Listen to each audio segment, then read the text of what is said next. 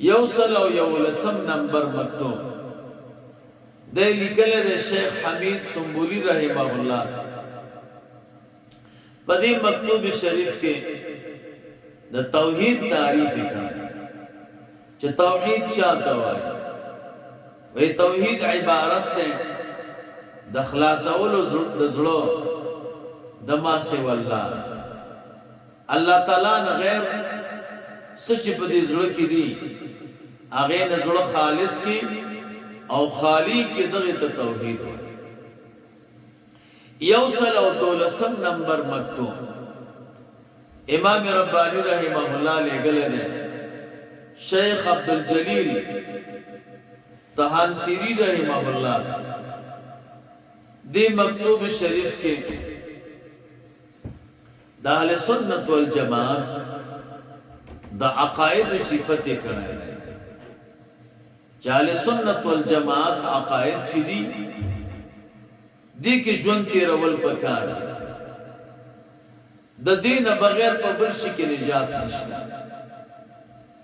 یوصل او دیر لسم نمبر مکتوب امام ربانی رحمہ اللہ دا جمال الدین حسین کولائی رحمہ اللہ تلے گلے پدی مکتوب شریف کے بیان دا یو فرق کڑے دے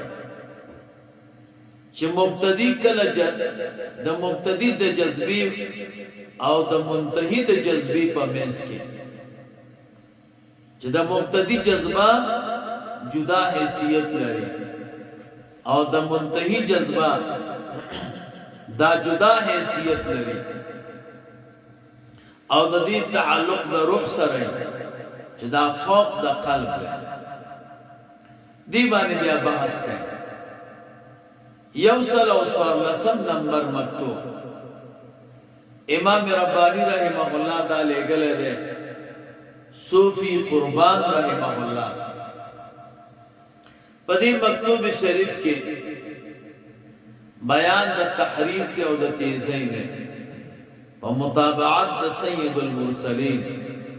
صلی اللہ علیہ وسلم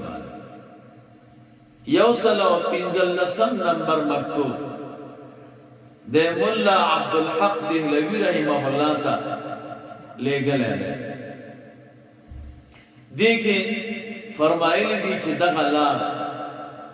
دا وقدمون دی وگامون دی زدغا لار پا وگامون کی سر ترسون دغا سیر او دغا مزن یوصل او شپارسم نمبر مکتوب دے لے گلے ملا عبدالواحد لاہوری رحمہ اللہ پدی مکتوب شریف کے دو خبر و بیانے کرے یو دا دی چھ سلامتی دا زڑو دا موقوف دا پنیسیان دا ماسی واللہ بانے دویم پکی بیان دا منع دے دا کثرت اشتغال دنیاوینا چھ دنیا کارونا چھ دی اگا بقدر ضرورت کے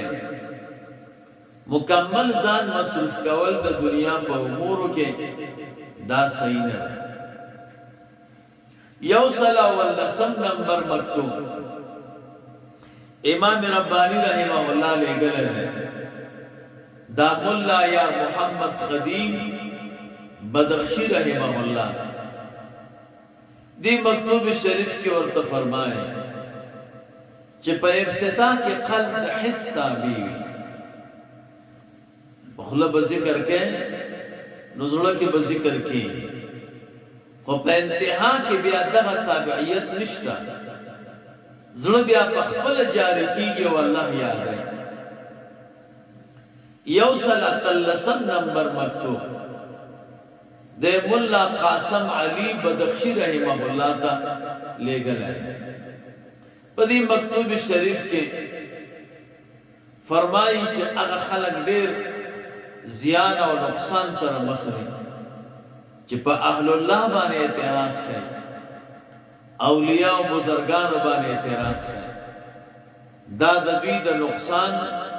یو غټ سبب دی او غټه خساره کې دا پراته دی.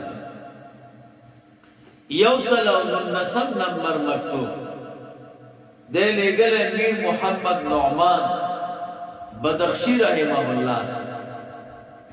پدې مکتوب شریف کې ترغیب ورکړې په صحبت شیخ مقتدا کوم مرشد چې وی او شیخ اوغه د خلق مقتدا وی داغه په صحبت کې ډیر برکت ته او داغه په مجلس کې به خلق کینی.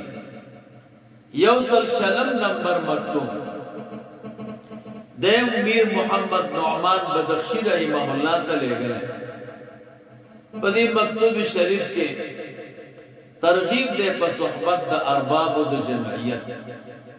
کم چې الله دې او الله تعالی ورته جمعیت نصیب کړي جامعیت نصیب کړي داغه په صحبت کې ډېر کمال دی. د امام ربانی رحمه الله داغه د ترغیب بیان کړي چې د دې په صحبت کې کېنه. اللهم صل علی سیدنا ومولانا محمد وعلى آل سيدنا ومولانا محمد وبارك وسلم وسلم